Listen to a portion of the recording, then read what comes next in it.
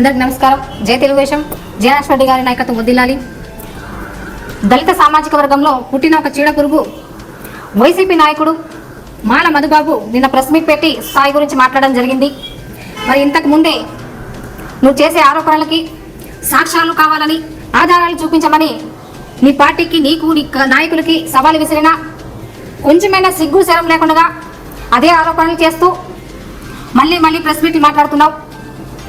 మరి ఇంతకు ముందే 18వ తేదీన మా శేఖరన్న తనపైన వచ్చిన ఆరోపణలకి తన పార్టీకి, తన నాయకులకి, కార్యకర్తలందరికీ, ముఖ్యంగా ప్రజలందరికీ ఆయన సమాధానం చెప్పాడు తప్ప ఎవరి స్థాయి గురించి ఆయన మాట్లాడలేదు. దేన్ని ఆసరాగా తీసుకొని నీకేదో పెద్ద స్థాయి ఉన్నట్టు, నువ్వేదో పెద్ద హరిశ్చంద్రుడు అయినట్టు ఈ బిల్డప్ కథలు మానుకో. అసలు నీ స్థాయి ఏమో నీకు తెలుసా? కులాన్ని అడ్డం పెట్టుకోవడానికి నీలి కండవ వేస్తేవి, మతాల మధ్య చిచ్చు పెట్టడానికేమో కాషాయపు కండవ వేస్తేవి, మరి నీ రాజకీయ జీవితాల కోసమేమో పసుపు కండవ వేస్తేవి, మరి నీచ రాజకీయాల కోసమేమో వైసీపీ కండవ వేస్తేవి. ఇది నీ స్థాయి. నువ్వు స్థాయి గురించి మాట్లాడేది స్థాయి అని ఇది. మేము కూడా నీకు సమాధానం చెప్పేంత స్థాయి నీది కాదు. ఇది తెలుసుకో మధుబాబు. నలుగురి కోసం, నలుగురు మంచి కోసం బతికే స్థాయి మా శేఖరన్నది.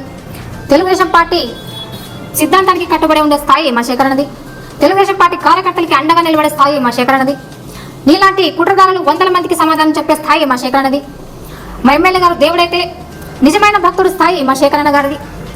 మధుబాబు, నువ్వు దయా అని 2 చేతులు జాచి అడిగితే అప్పనంగా 25,000 రూపాయలు ఇచ్చారు చూడు, అది స్థాయి మా శేఖరన్న గారిది. నువ్వు స్థాయి గురించి మాట్లాడతావు. గుమస్తా స్థాయి, గ్లాసులో నీళ్ళు పోసే స్థాయి అని మాట్లాడావు. ఒకప్పుడు అదే గ్లాసులో ఛాయ్ అమ్ముకున్న వ్యక్తి ఈరోజు ప్రధానమంత్రి. అదే విధంగా కూడా ఒకే జెండా, ఒకే పార్టీని అభిమానిస్తూ 40 సంవత్సరాలలో అజ్ఞాతంలో ఉండి పార్టీకి నిరంతరం కృషి చేసిన మహోన్నతమైన వ్యక్తి మా శేఖరన్న. నువ్వు మా శేఖరన్న గురించి మాట్లాడతావు. రాజకీయ భిక్ష పెట్టింది బాబాసాహెబ్ అంబేద్కర్ గారు అన్నావు, సంతోషమే. మళ్ళీ ప్రతి ఒక్కరికి రాజకీయ భిక్ష పెట్టింది బాబాసాహెబ్ అంబేద్కర్ గారే.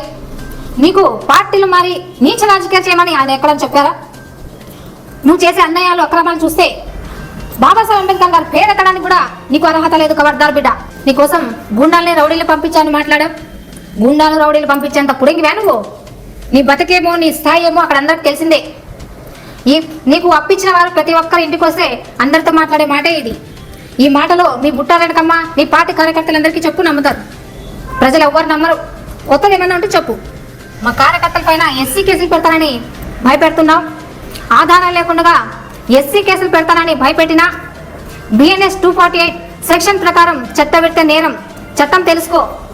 నువ్వు భయపెడితే భయపడిపోవడానికి ఇక్కడ బీబీ గారి సైన్యం, తెలుగుదేశం పార్టీ కార్యకర్తలు ఉండేది.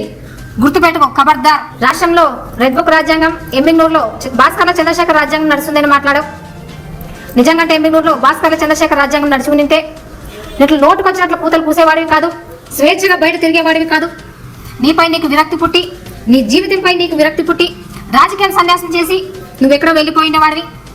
మీ వెనకాల జగన్మోహన్ రెడ్డి గారు ఉన్నారు, బుట్టారెడ్కమ్మ గారు ఉంది అని మాట్లాడావు. నువ్వు చేసే అరాచకాలకి, అన్యాయాలకి మరి జగన్మోహన్ రెడ్డి గారు సమాధానం చెప్తారా? మరి బుట్టారెడ్కమ్మ గారు సమాధానం చెప్తుందే, లేదా బుట్టారెడ్కమ్మ గారే నీ వెనకాల ఉండి అరాచకాలని చేపిస్తుందే అని ప్రజలు చర్చించుకుంటున్నారు. దీనిపై సమాధానం చెప్పి తీరాలి. అమ్మలాంటి పార్టీని నీ చిల్లర డబ్బుల కోసం వెన్నుపోటు పొడిచి వెళ్ళిపోయావు. నీవు ఉన్న పార్టీలో నీకు ఆపదొచ్చినా మరి మా ఎమ్మెల్యే గారే కాపాడాలి నేను. చివరిగా ఒక మాట, మా ఎమ్మెల్యే గారు పంచభూతాల లాంటి వారు. ఆయనను ప్రశాంతంగా చూడాలే తప్ప రెచ్చగొట్టి ప్రళయాన్ని కోరుకుంటే నీ భవిష్యత్తుకి అంధకారం అని తెలుసుకో అని హెచ్చరిస్తూ జై తెలుగుదేశం, జై బీబీ.